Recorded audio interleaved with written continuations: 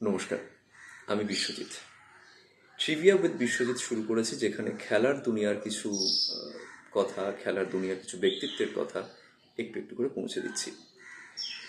একেবারে ছোটবেলায় চলে যাব, আমার বাবার কথায় চলে যাব।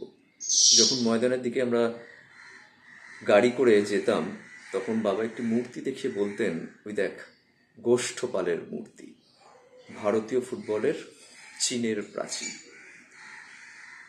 ওইটুকুই চেনা, এর বেশি খুব যে বেশি গোষ্ঠপালকে চিনতে পেরেছি তা কিন্তু নয়।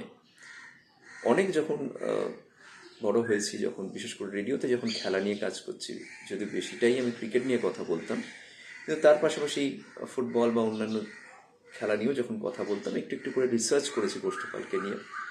তারপরে লকডাউনের বছরে যখন আমাদের পত্রিকা শুরু হলো, তখন আরও বেশি রিসার্চ করলাম, লেখালেখির মধ্যে ঢুকলাম, এবং গোষ্ঠপালকে নিয়ে আমার একটা ছোটো লেখাও আছে বটে, সে কখনো শেয়ার করব, বা ফেসবুকে হয়তো করেওছি আমি।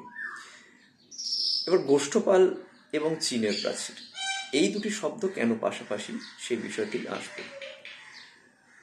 গোষ্ঠপাল জন্মেছিলেন 1896 সালে 20 অগস্ট ফরিদপুর জেলার ব্রজেশ্বর গ্রামে। ফরিদপুর আজকের বাংলাদেশে অবস্থিত, সেখানকার ব্রজেশ্বর গ্রামে ওনার জন্ম। তারপরে উনি একেবারে কলকাতায় চলে আসেন, উত্তর কলকাতায় থাকেন।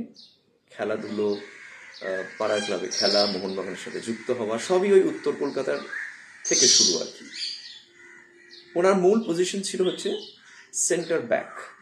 এই সেন্টার ব্যাক পজিশনে খেলতে খেলতে উনি নিজের দক্ষতা, নিজের চেহারা, নিজের প্রেজেন্স, নিজের স্পিড এবং সব রকম ফুটবলের দক্ষতা দিয়ে নিজেকে একটা অন্য মাত্রায় নিয়ে গেছিলেন। যখন উনি খেলছেন তখন কিন্তু ভারত স্বাধীন হয়নি, স্বাধীনতা পূর্বের ভারত। গোষ্ঠপালকে মাঠে দেখে দর্শকরা উদ্বুদ্ধ হতেন এবং বুঝতে পারতেন যে ইংলিশ ফুটবল টিমকে আটকানোর জন্য যে দক্ষতা, যে ক্ষিপ্রতা দরকার, তা গোষ্ঠপালের ছিল। মানুষ সাহস পেতেন, ফুটবলের মাঠ থেকে সেই সাহস ছড়িয়ে দিতেন গোষ্ঠপাল। এবার চীনের প্রাচীর কেন? জানা যায় যে রেঙ্গুনের একটি বিখ্যাত ক্লাব রেঙ্গুন কাস্টমস একবার মোহনবাগানের সাথে খেলতে আসে। গোটা মাঠ জুড়ে গোষ্ঠপাল খেলে যাচ্ছেন, দাপিয়ে খেলছেন, প্রত্যেকটা জায়গা উনি দখল করছেন, কিছুতেই অপোনেন্ট টিমকে একেবারে গোল পোস্ট অবধি বা একেবারে গোল অবধি এগোতে দিচ্ছেন না।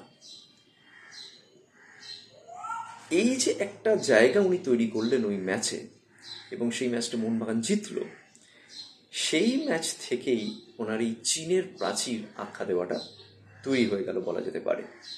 আসলে পরদিন, নেক্সট ডে, ইংলিশম্যান কাগজে একটি লেখা বেরোলো, যেখানে গোষ্ঠপালকে চিহ্নিত করা হলো বা আখ্যা দেওয়া হলো চাইনিজ ওয়াল বলে।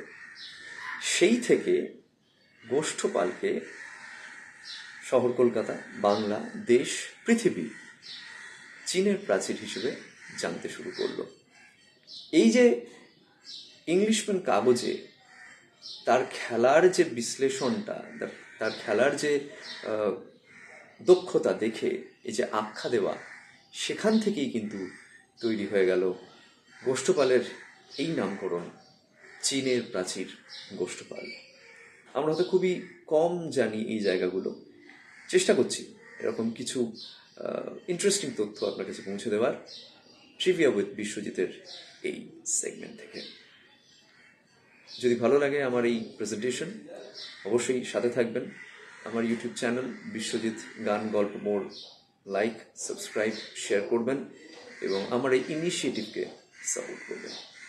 আরও কিছু ইন্টারেস্টিং তথ্য নিয়ে থাকবো আমি আপনার সাথে আগামী দিনে। সাথে থাকুন, শুনতে থাকুন। নমস্কার।